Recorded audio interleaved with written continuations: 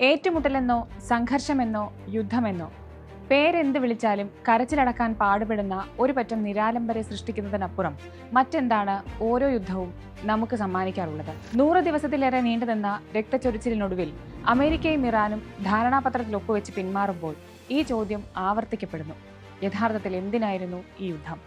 യുദ്ധത്തിലൂടെ America എന്ത് നേടി? എന്ത് നഷ്ടമാണ് അമേരിക്കയ്ക്ക് സംഭവിച്ചത് എന്ന് ചോദിക്കുന്നതാവും കൂടുതൽ എളുപ്പം. ട്രംപ് ഭരണകൂടത്തിനെതിരെ US-ൽ വ്യാപകമായി ഉയരുന്ന വിമർശനങ്ങളിൽ സൈനിക ശേഷിക്ക് മേൽ വന്ന നഷ്ടങ്ങൾ മുതൽ അത് പൊതുജനങ്ങളിൽ ഉണ്ടാക്കുന്ന സാമ്പത്തിക ആഘാതങ്ങൾ വരെ വിഷയമാണ്. മൂഡീസ് അനലിറ്റിക്സ് പ്രകാരം അമേരിക്കൻ നികുതിദായകർക്ക് യുദ്ധമുണ്ടാക്കിയ നഷ്ടം ഏകദേശം $13,200 കോടി. ഇതിനു പുറമെയാണ് യുദ്ധച്ചെലവുകൾക്കായി അമേരിക്കൻ പ്രതിരോധ വകുപ്പ് $8,000 കോടി അധിക ഫണ്ട് ആവശ്യപ്പെട്ടത്. ഇത് അമേരിക്കയുടെ നഷ്ടം മാത്രമാണ്. അമേരിക്ക കാരണം ലോക സമ്പദ് വ്യവസ്ഥയ്ക്ക് വന്ന നഷ്ടം എങ്ങനെ അളന്നെടുക്കും? അവരുടെ പിടിവാശി കാരണം സംഭവിച്ച രക്തച്ചൊരിച്ചിലിന്റെയും വെറും കോൺക്രീറ്റ് അവശിഷ്ടങ്ങളായി മാറിയ സമൂഹങ്ങളുടെയും കണക്കുകൾ ആര് പറയും? അമേരിക്കൻ ചരിത്രത്തിലെ ഏറ്റവും വലിയ വിദേശ നയ അബദ്ധമെന്നും നയതന്ത്ര പരാജയമെന്നും വിശേഷിപ്പിക്കപ്പെട്ട ഇറാൻ യുദ്ധം ചരിത്രത്തിൽ ബാക്കിയാക്കുന്നത് നിരവധി ചോദ്യങ്ങളാണ്.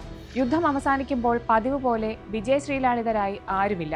മറിച്ച് ആൾനാശവും വിനാശകരമായ ആയുധ നഷ്ടങ്ങളുടെ കണക്കുകളും മാത്രം. ഒപ്പം യുദ്ധം അവസാനിപ്പിക്കാൻ കയ്യിൽ നിന്നും കാശിറക്കേണ്ടി വന്നു എന്ന നാണക്കേടും ട്രംപിന് മാത്രം അവകാശപ്പെട്ടതാണ്. ഒരു സൂചനയുമില്ലാതെ ഇസ്രായേലും പിന്നാലെ അമേരിക്കയും ഇറാനിൽ ആക്രമണം അഴിച്ചുവിടുകയായിരുന്നു. കൃത്യമായി പറഞ്ഞാൽ ഫെബ്രുവരി 28-ന് ഇറാനിലും ലെബനനിലും വ്യാപകമായ വ്യോമാക്രമണങ്ങളാണ് അമേരിക്കയും ഇസ്രായേലും ചേർന്ന് നടത്തിയത്. ഇറാന്റെ പരമോന്നത നേതാവ് ആയത്തുള്ള ഖംനേയി കൊല്ലപ്പെടുന്നതും ഇതേ ദിവസമാണ്. ഇറാന്റെ ആണവായുധ ശേഖരം നശിപ്പിക്കുക എന്നതാണ് US-ന്റെ പ്രഖ്യാപിത ലക്ഷ്യമെങ്കിലും ഇറാൻ ഭരണകൂടത്തെ തകർക്കുക, അതുവഴി ഇറാനിലെ എണ്ണപ്പാടങ്ങൾ സ്വന്തമാക്കുക എന്നതാണ് ആക്രമണത്തിന് പിന്നിലെ പ്രധാന ലക്ഷ്യമെന്ന് നിരീക്ഷകർ വിലയിരുത്തുന്നു. വെനസ്വേലയിലെ കടന്നുകയറ്റത്തിന് പിന്നാലെയാണ് ഇറാനു നേരെ ആക്രമണം തുടങ്ങിയതെന്നാണ് ഈ തിയറിയെ സാധൂകരിക്കാൻ അവർ മുന്നോട്ട് വയ്ക്കുന്ന കാരണം. നിരപരാധികളായ ആയിരക്കണക്കിന് പേരാണ് US-ഇസ്രായേൽ വ്യോമാക്രമണത്തിൽ കൊല്ലപ്പെട്ടത്. പെൺകുട്ടികൾ മാത്രം പഠിക്കുന്ന സ്കൂളിലേക്കുണ്ടായ മിസൈൽ ആക്രമണത്തിൽ 170 പേർ കൊല്ലപ്പെട്ട സംഭവം മനുഷ്യ മനസാക്ഷിയെ ഞെട്ടിച്ചു. യുദ്ധം വിതയ്ക്കുന്ന ക്രൂരതയുടെ നേർചിത്രമായി ഈ ദുരന്തം. മറുവശത്ത് ഇറാൻ നടത്തിയ മിസൈൽ ഡ്രോൺ ആക്രമണങ്ങൾ മേഖലയിലെ US സൈനിക താവളങ്ങൾക്ക് വരുത്തിയ കേടുപാടുകൾ ചെറുതല്ലെന്നതും കാണാതിരുന്നുകൂടാ. അമേരിക്കയ്ക്കും ഇറാനും ഒരുപോലെ ഭ്രാന്ത് പിടിച്ചാൽ ലോകത്തിന് എന്ത് സംഭവിക്കുമെന്ന് ചിന്തിക്കുന്നവർക്കുള്ള ലളിതമായ ഉത്തരമായിരുന്നു പിന്നീട് ലോകം കണ്ടത്. ഗൾഫ് രാജ്യങ്ങളിലെ US സൈനിക താവളങ്ങളെ ആക്രമിക്കുന്നു എന്ന പേരിൽ ഡ്രോണുകളും മിസൈലുകളും പതിച്ചത് പലപ്പോഴും സിവിലിയൻ വിമാനത്താവളങ്ങളിലായിരുന്നു. നിരപരാധികൾ ഇറാൻ നടത്തിയ ആക്രമണങ്ങളിലും കൊല്ലപ്പെട്ടു. ഇരുപക്ഷത്തും സാമ്പത്തിക സൈനിക നഷ്ടമുണ്ടാക്കിയാണ് യുദ്ധം അവസാനിക്കുന്നത്. ആയുധങ്ങൾക്കും സൈനിക നീക്കങ്ങൾക്കുമായി ഇരു രാജ്യങ്ങളും മുടക്കിയ പണത്തിന്റെ കണക്ക് നമ്മെ ഞെട്ടിക്കും. അമേരിക്കൻ സൈനിക ശേഖരത്തിലുണ്ടായിരുന്ന ആധുനിക മിസൈലുകളുടെ വലിയൊരു ഭാഗം ഈ യുദ്ധത്തിലൂടെ തീർന്നുപോയി. 1000-ലധികം ടോമഹാക് ക്രൂയിസ് മിസൈലുകളും 1500-ലധികം എയർ ഡിഫൻസ് മിസൈലുകളുമാണ് അമേരിക്ക ഈ യുദ്ധത്തിൽ മാത്രം ഉപയോഗിച്ചു തീർത്തതെന്നാണ് കണക്കുകൾ. ഇതിൽ US-ന്റെ പക്കലുണ്ടായിരുന്ന വിഖ്യാതമായ പാട്രിയറ്റ് മിസൈലുകളുടെ പകുതിയിലധികവും ഉൾപ്പെടുന്നുവെന്നതും അമേരിക്കയെ പ്രതിരോധത്തിലാക്കുന്നു. ഈ ആയുധശേഖരം പഴയപടിയാക്കാൻ മാത്രം ഏകദേശം 6 വർഷം വരെ സമയമെടുത്തേക്കാമെന്നാണ് വിദഗ്ധർ വിലയിരുത്തുന്നത്.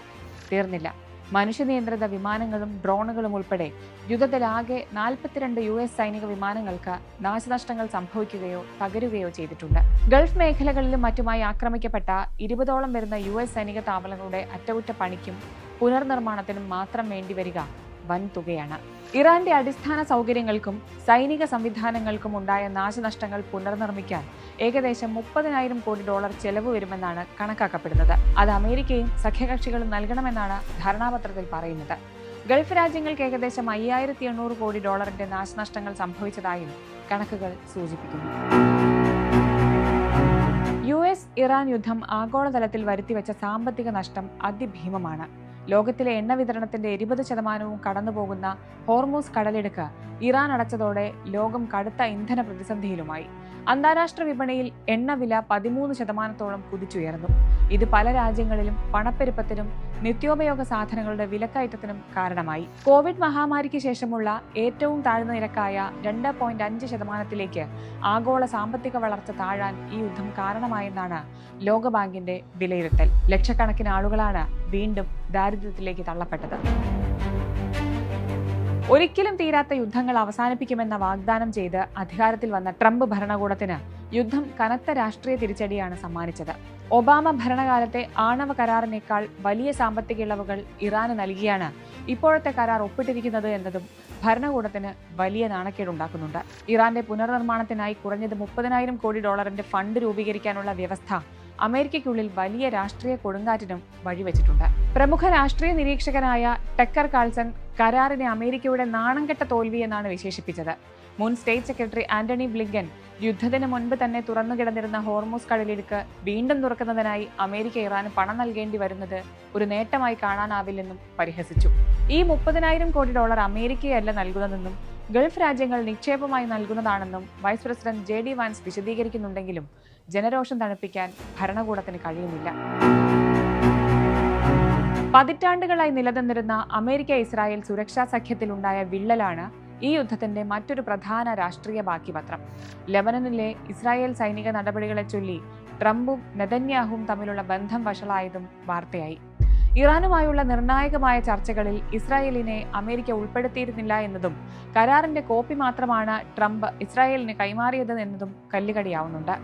ഹിസ്ബുല്ല പോലുള്ള ഇറാൻ അനുകൂല ഗ്രൂപ്പുകളെ തകർക്കാതെ അമേരിക്ക പിന്മാറിയത് തങ്ങളുടെ സുരക്ഷയെ ബാധിക്കുമെന്നാണ് ഇസ്രായേലിന്റെ വാദം. ഉടമ്പടി തങ്ങളെ ബാധിക്കില്ലെന്നും ലെബനനിൽ സൈന്യം തുടരുമെന്ന നെതന്യാഹുവിന്റെ പ്രഖ്യാപനവും ഇതോടൊപ്പം ചേർത്ത് വായിക്കണം.